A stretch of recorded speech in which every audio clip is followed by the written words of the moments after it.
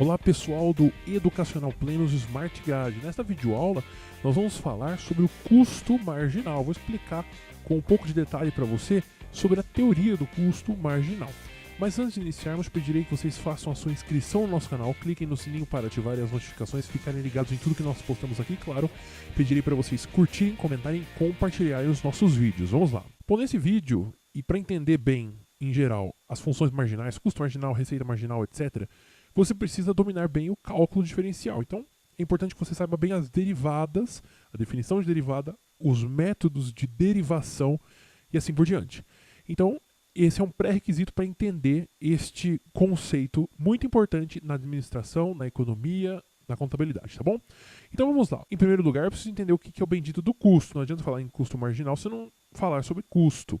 Então o custo é simplesmente uma forma que uma empresa, uma indústria, qualquer coisa assim, tem de medir o gasto que ela vai ter para produzir determinado produto, para produzir determinado serviço e assim por diante. Então o custo geralmente é uma função na matemática, uma função de quê? Lembrando que o que eu adoto aqui sempre nos nossos vídeos como a demanda, a quantidade. Então o custo varia em função da quantidade que você vai produzir, por exemplo, de videogames, por exemplo, ou quantidade de carros que você vai produzir. Então, o custo está diretamente ligado ao número de unidades da produção, evidentemente. E o nosso primeiro exemplo aqui, ele diz o seguinte: o custo de produção de Q relógios é dado pela equação C de Q igual a 1.500 mais 3Q mais Q quadrado. Calcule o custo de produção de 40 unidades. Mas antes de eu fazer esse exercício, eu preciso chamar a atenção para o seguinte.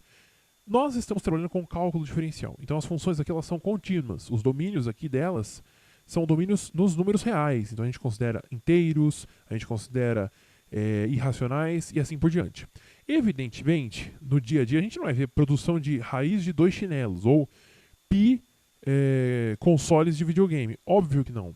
Mas, como a gente vai trabalhar com derivada integral e limite, eu preciso da condição de continuidade nas funções. Não tem jeito, eu preciso aqui primeiro, no domínio dos números reais, e segundo, eu preciso trabalhar com funções contínuas, senão não dá para eu nem integrar, por exemplo, tá bom? O custo de produção, então, de Q relógios é dado pela função. Qual que é o custo de 40 unidades? Isso aqui é muito simples. Eu vou pegar aqui a função C, entre os parênteses, eu vou colocar aqui o 40. E o que acontece? Onde tiver o Q, eu vou substituir por 40, certo? Então, eu vou ter 1.500 mais 3 vezes 40, mais 40 ao quadrado.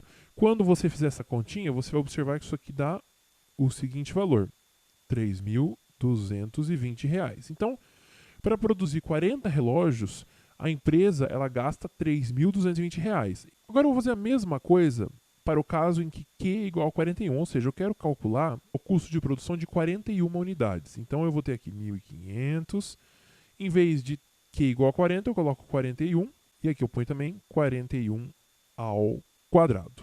O resultado da conta nos fornece um custo de R$ 3.304, tá bom? Então, beleza.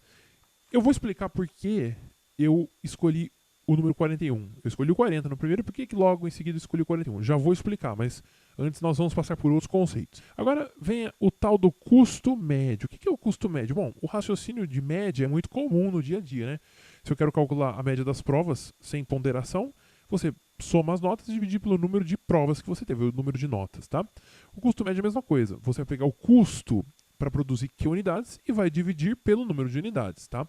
Para ampliar um pouco a ideia do custo médio, eu vou tomar aqui duas quantidades, Q2 e Q1. O que significa? Eu quero analisar o custo médio entre duas unidades quaisquer, não apenas entre o zero e a quantidade final. Por exemplo, a gente pode fazer isso para o nosso Q igual a 41 e Q igual a 40. Olha só, calcule a variação do custo médio entre esses dois caras. Então, vamos lá. O custo médio entre esses dois caras é simplesmente o C do 41 menos o C do 40, dividido aqui por 41 menos 40. Quem que é o 41 menos 40? É simplesmente 1. Então, nosso denominador já é facinho de obter. Agora, olha só. O C41, a gente viu que é o 3.304. E o C40 é o 3.220. Beleza. Quanto que dá isso aqui? É simplesmente subtrair um do outro e a gente vai ter o custo médio aqui a partir da unidade 40 para 41. Então a gente vai ter aqui o custo médio de R$ 84.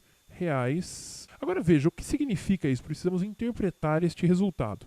Este resultado diz para a gente o seguinte: se a gente produzir 40 peças, a gente já sabe que dá R$ 3.220 de custo. Quanto a gente vai ter que gastar a mais para produzir a 41ª? Simplesmente R$ 84. Então, os R$ 84, eles representam aqui simplesmente o adicional que você vai ter no custo se você for produzir uma peça a mais, ou seja, 41 peças, tá bom? Agora veja, isso aqui é um quociente e, evidentemente, nós queremos trabalhar com alguma coisa geral que possa trazer aqui um panorama geral da produção. Porque se eu fizer isso aqui entre cada 2 pontos, por exemplo, então parte do 40 para o 41, do 41 para o 42 e assim por diante, é pior. Existe uma forma matemática da gente deixar tudo juntinho, da gente formalizar tudo e utilizar uma fórmula que é muito mais simples, embora exista uma aproximação. Nós vamos comentar disso agora. E para isso, a gente toma o limite do custo médio e a gente chama esse limite de custo marginal. Claro, se esse limite existir. Vamos explicar esse limite. Bom, o que acontece aqui? A gente está fazendo o limite de um quociente, que é o C de Q mais H menos C de Q dividido pelo H.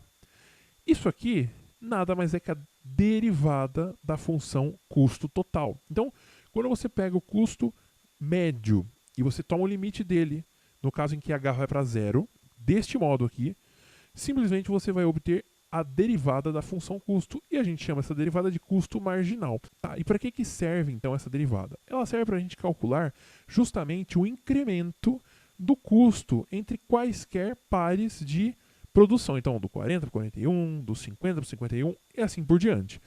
Ele aproxima este valor. Tá? Ele nunca é exatamente esse valor, ele aproxima esse valor aqui. Olha só que interessante.